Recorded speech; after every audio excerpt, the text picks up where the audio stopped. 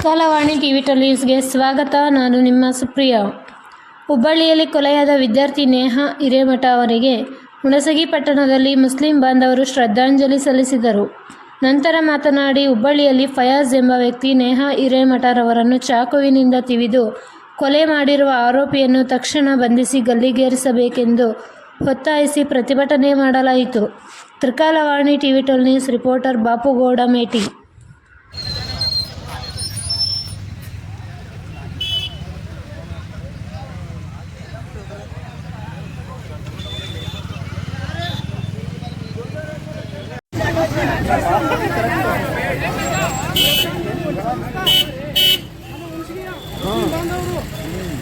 ಆ ಒಂದು ಕೊಲೆ ಆರೋಪಿಯನ್ನು ಕೂಡಲೇ ಬಂಧಿಸಿ ಮತ್ತು ಹಿಂದೆ ನಡೆದಂಥ ಒಂದು ರಿಕ್ಷಾನ ಬೇಗಂಬಂದ ಅವರಿಗೂ ಕೂಡ ಒಂದು ಕೊಲೆ ಆಗಿರುತ್ತದೆ. ಅವರು ಕೊಲೆ ಮಾಡಿ ಸುಟ್ಟಂಥ ವ್ಯಕ್ತಿಗಳನ್ನು